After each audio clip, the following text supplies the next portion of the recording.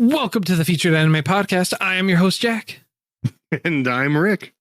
And today we are talking about Blue Submarine, which was a random choice for this week.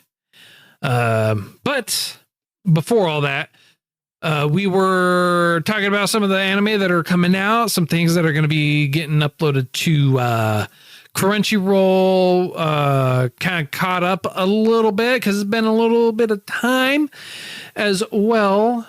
And also, before we really dive into it, we got a little bit of feedback from listeners on Spotify, and I would very much like to respond to said individuals.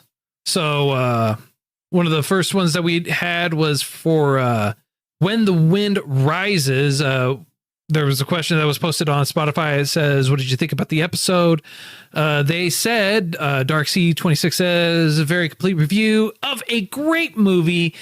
From my point of view, I liked the way the movie showed the war period by not showing anything concrete and at the same time showing that cruelty of it from afar. I 100% agree with that response. It is a great viewpoint of how cruel and hard it can be to individuals, and at the exact same time, the viewpoint of everyone. It's a very humanizing movie, I feel. Well, not only that, it's a fantastic way to also show that you can say that a bad thing happened that everyone knows about without making it the main focus. Exactly. We also got one for Armitage the Third, episode 234, which is one that we just published a couple of weeks ago. And it's from Beyonce and Stefan. Loved the show back in the day. All right, the costumes are totally ridiculous, but the story of Naomi Armitage and the Thirds is compulsive stuff. Did Blade Runner 2049 borrow this from the show? I would not be surprised if they did. I feel like Armitage the Third did get some inspiration from Blade Runner, and I would not be surprised if the sequel to Blade Runner actually took inspiration from this. I mean, like it's a cult classic, that is for sure, and it's been around for quite a while. So for it to have not been inspired, I would find that hard to believe. That makes a lot of sense. I mean, it's been a while since I've seen Blade Runner, but the styles look similar at the very least. Well, this is Blade Runner's 2049 is one that came out just a few years ago. It's pretty new. Definitely haven't seen that one. Yeah, I definitely have not seen that one. Okay. Armitage Third came out after Blade Runner, and Blade Runner 2049 came out just fairly recently. Fairly recently being a relative term. I was going to say, I mean, yeah, in comparison to the other two, yeah. I mean, something I'd gladly watch. If it's anything close to Armitage, then either in story or in look, I can't really say I would go against it. Right. Well, yeah, maybe. So if you want to catch part of the wider conversation in general that we had, because we did visit these questions a little bit beforehand too, patreon.com/featured anime podcast, $1 a month will get you access to that bonus content, or for anything else, honestly, you can go to featuredanimepodcast.com, all the links, all the affiliate notes, everything like that, links to the podcast, all of it's there for you to be able to view. And it is very much appreciated if you do click on those links. We do get a little bit of a kickback if you do buy something using those links. And now onto the meat and potatoes, dare I say? Dare you say? Oh, that totally reminds me of something. I'll have to actually talk about this after the fact. Okay. So Blue Submarine number 6 came out in October 1998 and ran all the way through March 2000. Producer for it is Bandai Namco. Studio, one of the producers, at least the one that I could find, is Bandai Namco. Studio for it is Gonzo. It's based off of a manga. The genres for action, adventure, sci-fi, mecha, military, and shonen. And it's only 4 episodes long, each episode varying in length anywhere from 30 minutes to 45 minutes. So that's it. That's all I got. That's honestly it, man. I mean, I got nothing else going on for it. The brief synopsis for the show, honestly, is it's once famous and well-respected scientist, Zorndike has bred a new type of living individual. I'm also assuming that he was able to genetically modify current living beings to survive in the oceans of the world. And as a result, he's genetically modified and grown these other individuals to go around the earth, destroy humans and fight, and destroy the humans of the world. And so that way it's covered in water and they are able to overtake the world. It is up to Blue Submarine number 6. Yes, the exact same name as the anime and the rest of the Blue Fleet to put an end to Zorndike's madness and stop his creations and save humanity. That's yes. Just curious. Yes. Did you get, when you watched this, and the synopsis you basically just said was the whole story. Good versus evil, kind of, sort of, but not really. But did you get similarities between this and another show we may have reviewed in the past? I mean, in terms of the jazzy kind of feel, I feel like there was like definitely some Cowboy Bebop vibes going on there for me. Oh yeah. They definitely had pull from Cowboy Bebop, but specifically the story is what I'm referring to, of aquatic life versus non-aquatic life, and how 2 scientists were essentially the originator of the ideals that, oh, we need to go aquatic. We need to go, and then we need to stay on land. We need to go aquatic, and then a fight. No? Not ringing a bell. Okay. Well, let me tell you about this other anime that I found similar. Maybe if I say it a little bit more, you'll be like, oh yeah, I remember that. Well, can you just tell me the name? I don't remember the name. You're good with the names. You're killing me, man.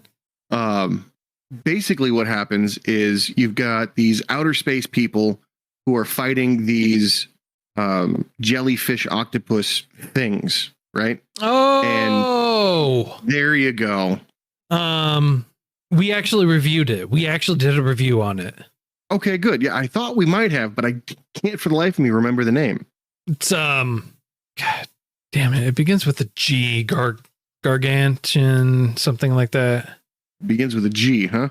It's a Gargantia on the Vanderus planets. Yes. Gargantia. Yeah, that came out 13 years after Blue Submarine. Oh, I was gonna say 13 years ago. Damn. So yeah. No, it came out 10 years ago. Dear Lord, how old are we? Yeah. 4/14/2013. Dear Lord. Yeah. So anyway, the reason I bring that up is, in my mind, the story seems like it's closer to the origination point of that. Like the Blue Submarine, in my mind, Blue Submarine, let's assume they're on the same path, right? It would take place far closer to the separation point, whereas the Gargantuan is already eons from now. But you still have these 2 species that originated from a difference of opinion, basically. That, man, I could see where you're reaching for, but that's not a good reach. It's not a good reach for you. I need to stretch first. You need to stretch first. But for yeah, sure. that's where I was feeling the similarities from, and I was like, I wonder if anybody else saw it too. No, just you. At least between you and I, just you. Yeah, that's quite interesting considering you've got a far better memory than me for names. Case in point, you remembered, oh, it starts with a G. I'm like, oh, there's water in it. I mean, There's a lot of anime out there that has water in it, so I mean, like, I would hope. And then you could shift through all that crowd to be. That's exactly it. That being said, this whole thing, the war that we're going through, the reason that Blue Submarine number 6 is even a thing to fight, to try to survive, to strive, is because one guy in power thought, you know what? I don't care anymore. Humans need to reset, and I'm going to go create things that'll help that happen. And the dude basically becomes not less than human, but like not human at all, and creates his own animal beings. I'm not even going to say inbred beings, because I don't think that there's any genetic similarity there, but everyone calls him Papa. Everyone looks at him like a father figure, and that's fair. He is their creator. Yeah, and that's exactly what I was going to say. He did create them, so it's only natural that they would have that draw to him and have it be a kind of like a paternal instinct type of thing, you know? Yeah, I didn't mean to like anything bad by it, or if you could even construe anything bad, but it's interesting that philosophies alter something so much to the point where we can have a literal, would you even call this an epoch? And like no, epoch would be time. Anyway, this would be a really awesome story from, now granted, we're starting in the middle of the story. Like if we start at the beginning, I feel like there wouldn't be as much suspense as there was in this show, which they did a really good job at keeping you on edge most of the time. If you say so. I felt they did, because I was probably more invested in it than you were. Yeah, you were. Also fair. It's not that the story was bad. I mean, like, the music is kind of like where it really got me. The music is that's where it drew me in, right? The music is where it drew me. But it starts off, and how it starts off is you have a seemingly a young woman kind of wandering the slums, or part of the last remnants of human civilization anyways, searching for a guy with her counterpart, trying to find someone very in particular. And as a result, they do find him, and why they kept saying, oh, he's the best there ever was. He's the best. He's great. He's a great submarine pilot, and there's no one better than him, and everything like that. Like, I get it.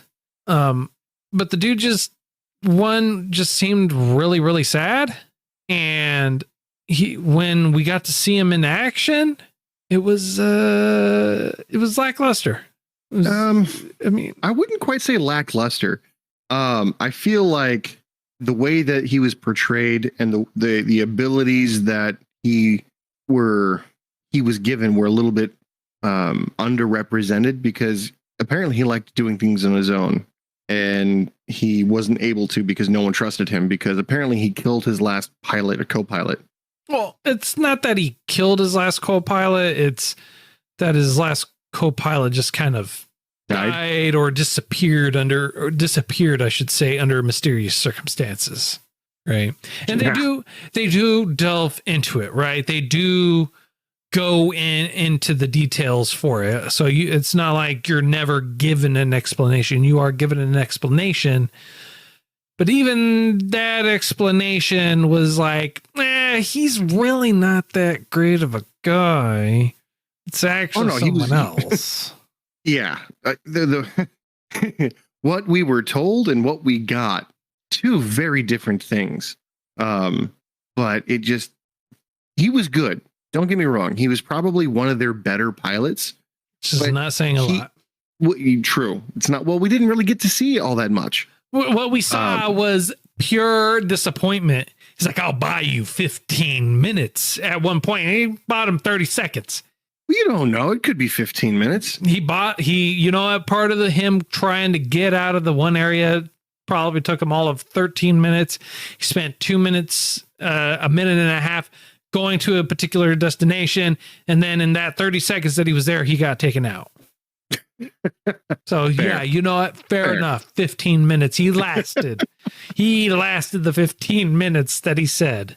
He's gone the distance. He's built for speed. He's built for trash.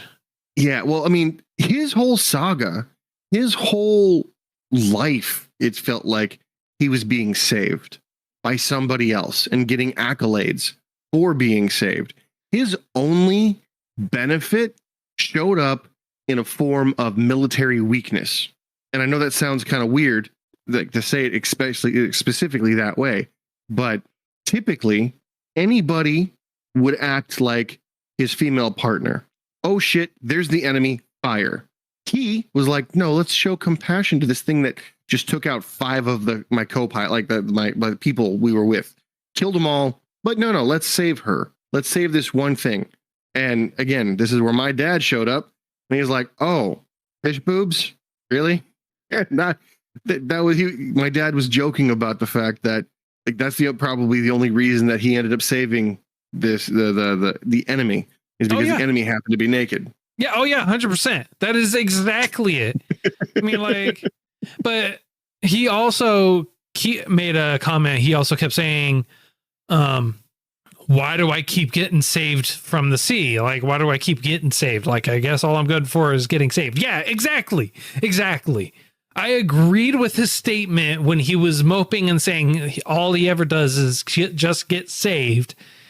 Yes. Yeah. 100%. You are a crap pilot. You're horrible at your job. I don't know why they even invested the time to come and get you. You've been useless the whole time.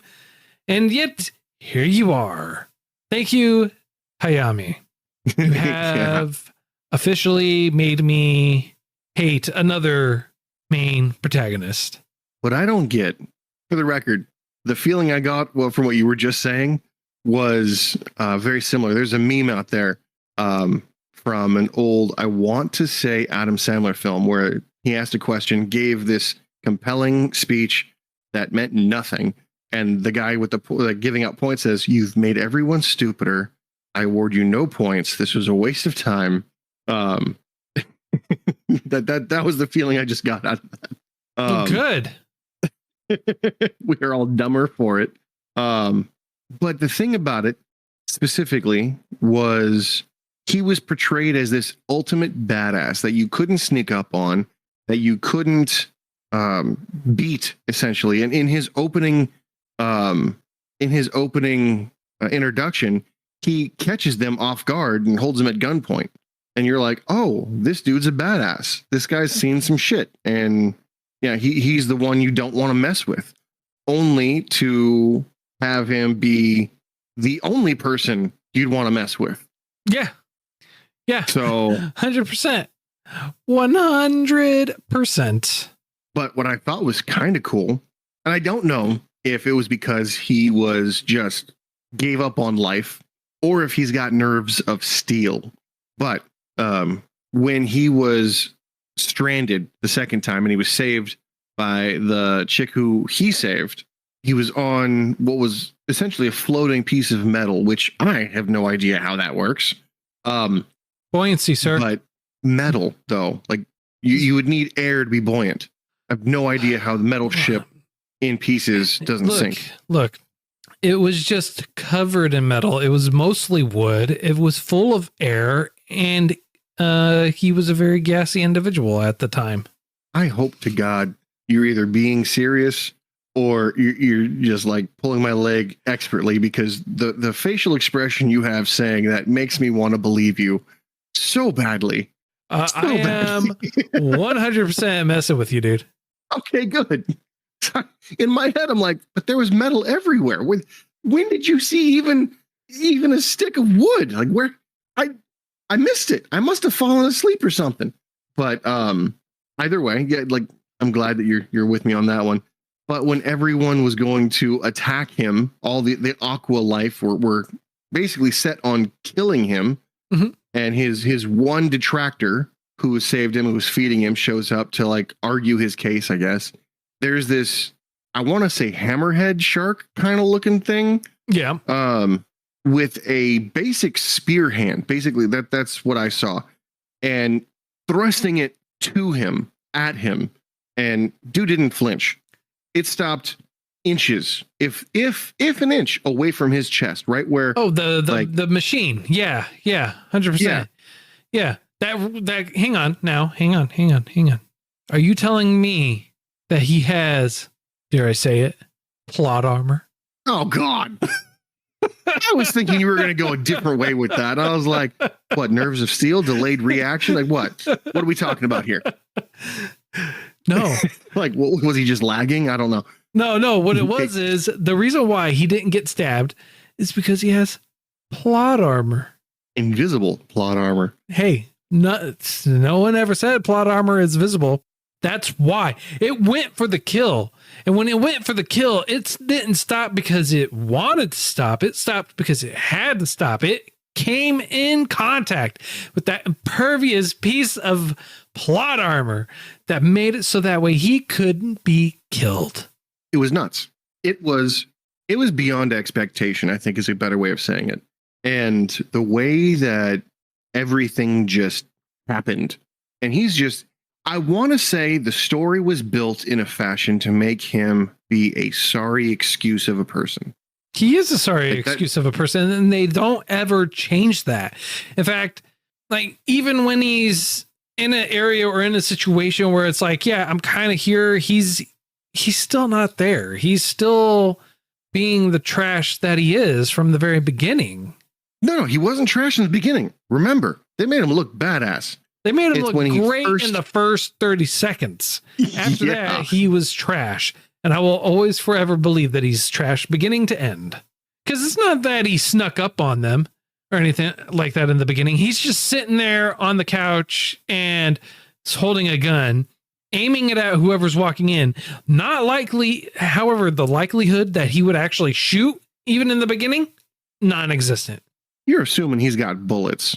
I'm assuming that he's got half a brain. I mean, like, because they showed that he had bullets. They showed that he had bullets eventually. Eventually. Yes. When he came tearing in the very beginning and drifting in his boat like no one's business, zipping back and forth, doing somersaults and everything like that, back flips looking and legit. cartwheels, looking legit. Going wave race on this bad boy and a Tonka basically toy. Being the only reason that anybody ever walked away from this attack. Yeah, dude looked amazing. He looks great. And then they nerfed him. They did. He looked great. But what I have a hard time understanding is the dude had a small hand machine gun. He had a small hand machine gun. He took out 2 of those robots, legit, no issues, no problem, didn't blink, didn't stop or anything like that for it. But the third one that he does after he gets in the submarine and then gets out, that he has horrible aim at that point, because, keep in mind, he took out 2 of those metal claw things with a machine gun, but couldn't take 1 out with rockets and the submarine and machine guns. Well, don't you know water displacement and density and plot sometimes water? Even the temperature.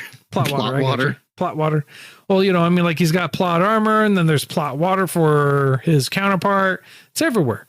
100%. It's what we got. It's what we got. I'm starting to think he didn't make a single kill in the water, but every kill he ever made was on land. Yes, that's honestly it. That's exactly it. I'm thinking that whistle thing that was around his neck had some land in it just to keep him safe. That was his armor. Oh, it wasn't a whistle. The heck was that then? It was a lighter? It was not a lighter. That was a lighter. It was for cigarettes. I guess looking back, that makes kind of sense. It was a lighter. That's why he was always flicking the flint wheel. I thought that was then in his pocket. Okay. It was on his neck, even at the end. Who's going to put a lighter around their neck? Him. Obviously. Duh. What kind of question is that? Okay.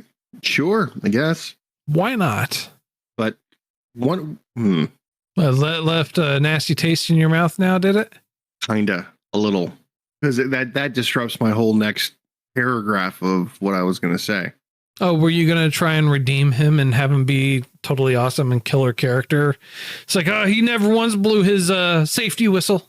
Well, not quite, but I was like, his safety whistle definitely had something to do with him not dying. And the reason why everything like stopped short of just killing him is because he always was attached to land in some fashion. Yeah, no. Yeah. But I mean, I'm not going to say to be fair. I was about to, but there's really no fairness here at all. His buddy, the reason why everyone's like, you kill everyone you're with and you're bad luck. He's like, I'm a lone wolf and I do stuff on my own better. Basically because his ride or die, his buddy, his friend, they went on a peace mission originally and got shot at, right? And his friend was like, bro, I'm stuck. Get out of here. Save yourself. He's like, I'm not going to leave you. He's like, no, you got to go. And then his friend activated his emergency get the hell out of there card and the ejection left him behind. Yeah, the ejection. And everyone's like, why couldn't you help him? Why couldn't you stay behind? And then I'm sure he tried to defend himself, probably not very well given his speech patterns. And everyone's like, you left him to die. And then when his friend comes back, utterly mutated, horribly disfigured, like the doctor changed him from a land-based, I need air kind of person to a humanoid fish thing with telepathy. Like, well, no, to be fair. Now they had someone there specifically to read his mind. They had a child there to read his mind. Okay, I'll give you that. They could see the colors of the ocean and the water and the other creatures that are happening and everything like that.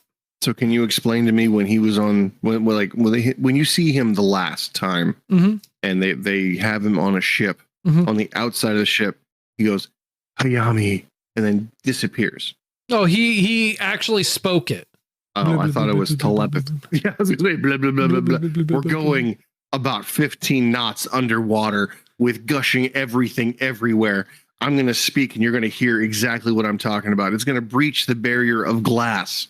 I'm sorry. Are we talking about the realm of reality here, or are we talking about something else? Because I'm just saying. I'm just gonna throw out there, man. I mean, like, if we're talking about the plot armor, plot water, humanoid transitions, polar caps melting, and the only way to actually affect the world changes with nuclear war to get the change that you want, then by all means, let's continue. Nuclear war. Yeah, how did everyone get nukes? And not like one or two or 10 or hundreds of nukes. How did everyone get their hands on just nukes? Believe it or not, the countries that have them, they don't just have like one or two. They have a lot. Oh, no, I understand that.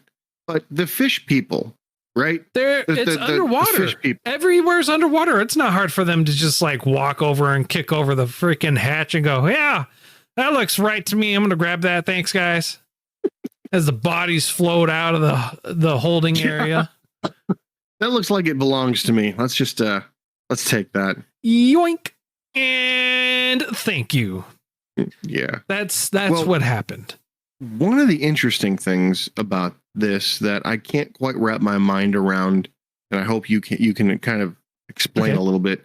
The girl that our main protagonist Hayami saves has red eyes and red features, whereas all of her sisters have blue eyes and blue features. She's unique. And probably part of a different group, because there was someone else that she pulled out that also looked a little unique, and they were dead. Also, I feel like part of the reason why that she changed her colors because she was touched by a human. Oh, yeah. That was a huge point of contention there, too. Yep. Did you ever... gonna sound dumb. I'm okay with that. You remember when her ear got beat off or cut off or bitten off in one scene and like 10 minutes later it's back? Well, it wasn't bitten off. He was sucking on it and licking the inside of her ear. Well, no, I get that too. But later on, he beats her. She got a black eye, fat lip, and she's missing a part of her ear. And then 2 scenes later, she's got perfect health and her ear's back. No, it's still missing. because it was at the end. At the end, it was the last episode when that actually happened. Yeah. Yeah. I thought her ear was still like came back. No, you were looking at the opposite side. Damn camera angles. I know, right? I know. Couldn't possibly be an error in animation. Nope. With the amount of plot armor and plot water this has, I would be surprised. Yeah. All right, man. I got nothing else. I have nothing else I could really say about this masterpiece, this award-winning show. See, I can tell you don't think it's really worth too much, but unfortunately, I know you can go for days on this bad boy. No, I don't know about days, but Months, I liked it. Years. I liked it a whole lot more than you did. That's for damn sure. Yep. So, all right. Well, enlighten me, sir. What else you got? What else do you have for me? Well, what I will say is one of the best things I think they did with this, aside from, wonderful music. One of the worst things they did was the volume between talking and fighting and music. I had to keep turning the TV up, turn the TV down, turn the TV up. That sucked. They should have had somebody like rewatch that and been like, maybe we should fix this. And I absolutely hated the fact that you could barely understand on the first viewing what the fish people were saying. You had to rewind, play. Well, see, the volume mixing for me wasn't that bad, but then again, I also watched it subbed. So, no, I watched it dubbed. That was the only one I could watch it. I tried the other one and I had to pay for it, and I was like, "No, I'm all set." Really? Yeah, I watched it on Tubi. It was on Crunchyroll. And what? Yeah. When I looked, okay, my internet did suck. So, 2 megabits. 2 freaking megabits. So I watched it on Tubi with ads. The point. Come on. So the volume kind of sucked for me, but I really liked the dynamic. The fact that the leader of the opposition was the Shark Man, who was irrational, impatient, and extremely childlike. Right. Only to find out later that he essentially was a child and not like, 12, 13, like 5, 6. Mental capacity was extremely low. Violence was paramount. And I really think they did a good job displaying that mental acuity and mental evolution was not the point that the Doctor portrayed in this particular character. This particular character was supposed to be stupid, was supposed to be in charge, was supposed to lead through fear and power, right, and was not supposed to be intellectually gifted. And when everything was said and done, that really came through. And I don't know about you, probably not, but in my opinion, I felt very sorry for this character because it has a very rough grasp of its own emotions. Yeah. And it felt like a child who had lost its way, and given what happened, it felt very juvenile. And I couldn't help but feel bad, regardless of the mass genocide that occurred at its order. Oh, yeah. No, I get that. But at the exact same time, I feel like that character was written right. It was written the way it needed to be written. And I agree, like the overall capacity, mental capacity for it was there. I feel like, though, they could have Kino, the girl that was with Hayame most of the time, the human girl. Mm-hmm. I feel like they kind of wrote her the exact same way. Oh, I didn't. Well, that sucks. That really sucks, because I thought the writing for the shark character was done really, really well and was unique. And now that you said that, that blows, bro. That just makes it seem like it was lazy writing. And I hate to. Damn, I was going to give this a good score too. I was going to give this a fucking good score because I loved it. It was good. But that one stupid sentence that you mentioned just now makes it very one-dimensional. it was a pretty one-dimensional show for me. That sucks because I really liked it. And with what you just said, it turned what I thought was a well thought out, well formulated character who was given a very unique perspective, a unique everything. No, it was generic. They got lazy and they're like, copy paste. Well, whose side are they on? Does it really matter? Not really. Crap.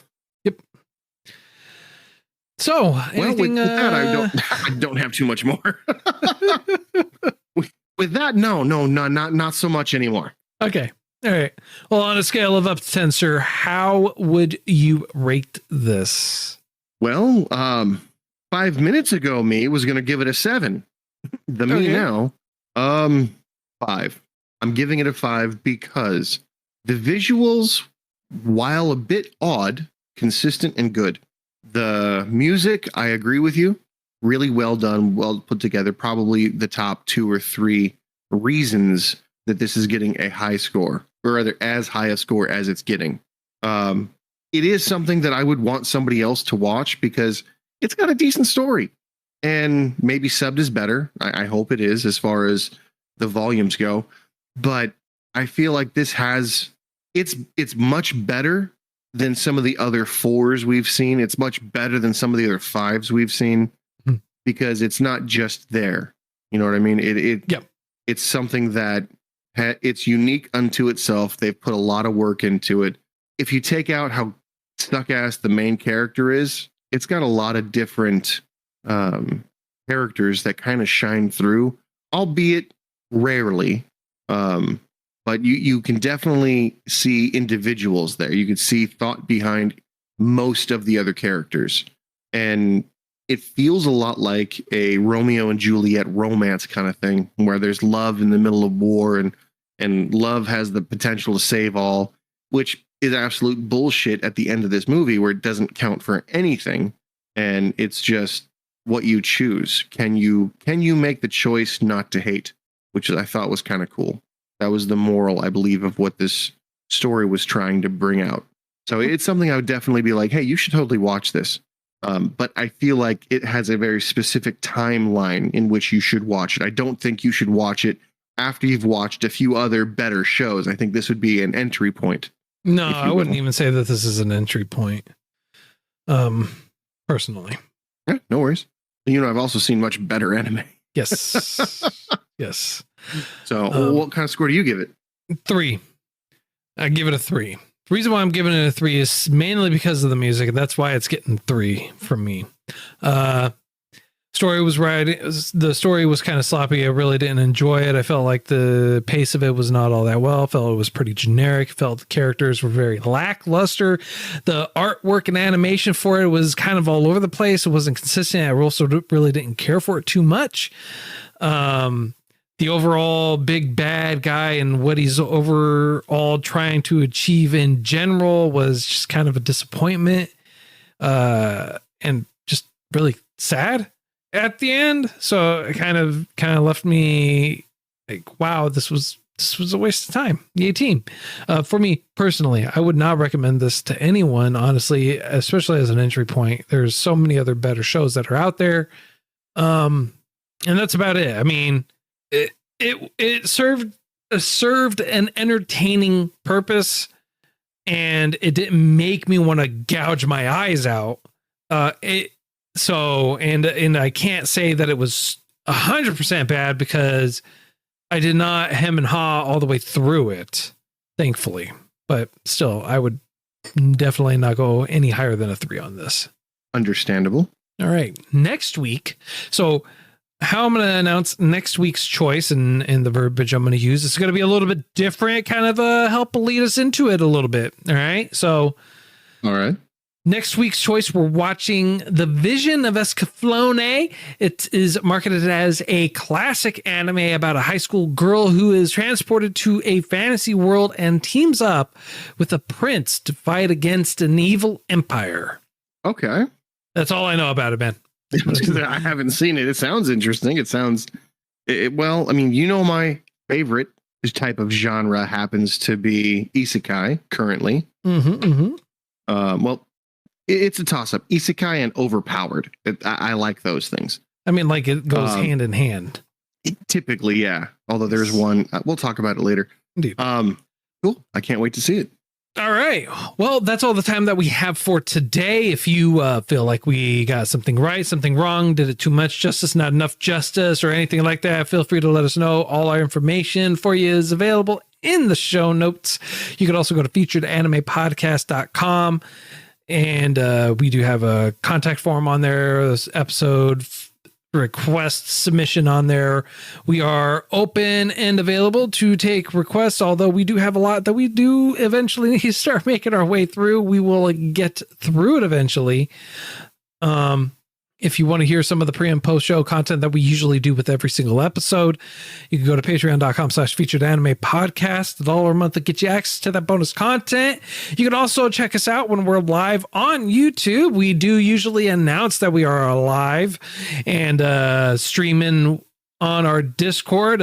Feel free to join in there. We're usually kind of talking, messing around and everything like that. And until next time, I'm Jack.